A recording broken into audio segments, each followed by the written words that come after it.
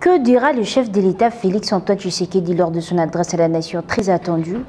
Si pour certains analystes, le président de la République devra se prononcer sur la rupture de l'alliance FCC-CACH pour donner vie à l'union sacrée de la nation, mais pour d'autres, le chef de l'État devrait affûter ses armes pour entamer la conquête du Parlement. C'est le cas de Jean-Pierre Ouafouana, directeur de communication du président de la République, qui estime que le président de la République devrait requalifier la majorité parlementaire en vue de se faire une majorité qui lui sera favorable. Je pense qu'il ne faut pas se voiler la face par rapport à la démarche qui est poursuivie au terme de ces consultations. Si vous avez bien suivi les différentes déclarations de personnalités qui ont été reçues au Palais de la Nation, tous sont unanimes à croire que l'accord de coalition ne permet pas au chef de l'État d'avoir les coups des franches, donc pour qu'il puisse mener à bien ou à terme son mandat. Et donc, il est ici question de donner au chef de l'État des moyens pour qu'il y parvienne. L'un des principaux moyens, c'est de lui donner la majorité au Parlement. Et ça ne demande pas, c'est que la dissolution, le Parlement soit dissous. Ça ne dépend pas qu'on provoque forcément une crise entre le Parlement et le gouvernement. Il n'en existe pas à l'heure actuelle. Donc il fallait tout simplement faire appel à ceux des compatriotes qui se sentent encore la fibre patriotique de pouvoir rejoindre le chef de l'État dans cette union sacrée de la nation. Et donc ce que ça veut dire concrètement au niveau du Parlement, c'est qu'on aille requalifier la majorité au niveau du Parlement.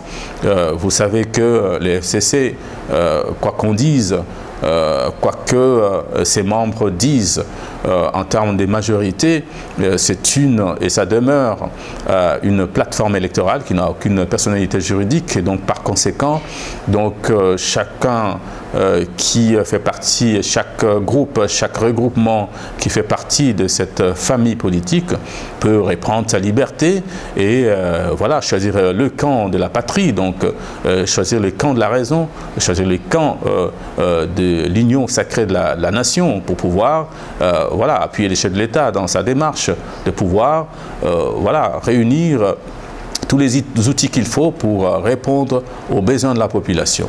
Aujourd'hui, il y a possibilité effectivement que les gens puissent se désinscrire et donc reprendre leur indépendance au niveau du Parlement et puis choisir les camps qu'il faut pour reconstituer justement, pour aider à reconstituer la majorité au niveau du Parlement, alors du côté du chef de l'État.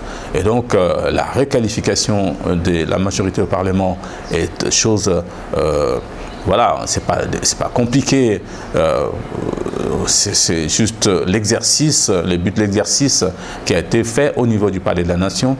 Je pense que, vu l'engouement que cela a provoqué, on a vu des cadres, des hauts cadres du FCC traverser la rue, on a vu des partis politiques en provenance des FCC traverser la rue, donc cela donne des indications claires de la tendance qui s'est nettement dégagée de ces consultations pour que, en fin de compte, on donne les moyens qu'il faut, ou les chefs de l'État puissent se doter des moyens qu'il faut pour avoir, comme je le disais tantôt, des coups de franche afin d'avoir la majorité au Parlement.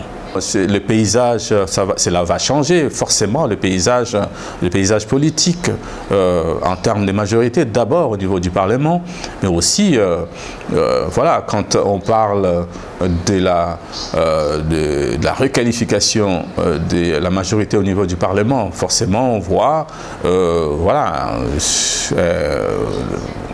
on s'attend à ce qu'il y ait la nomination d'un informateur qui pourra officiellement identifier cette majorité. Donc la conséquence, c'est qu'au bout du compte, il y aura parallèlement des dommages on va dire, collatéraux au niveau du gouvernement actuel. Donc, il y aura sûrement un changement de paysage à ce niveau-là. Donc, toutes les forces en présence devraient donc pouvoir réfléchir à la constitution de nouveaux gouvernements. Donc, effectivement, oui, on doit s'attendre à ce qu'il y ait un bouleversement au niveau du paysage politique. Je pense que je l'ai dit tout à l'heure en disant que il faudrait que la population prenne son mal en patience. Le chef de l'État a initié ces consultations.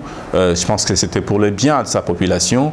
Et donc, il va falloir que, voilà, on donne raisonnablement du temps au chef de l'État pour qu'en fin de compte, il puisse voilà, apporter des conclusions qu'il faut et qui répondent conséquemment aux attentes de la population.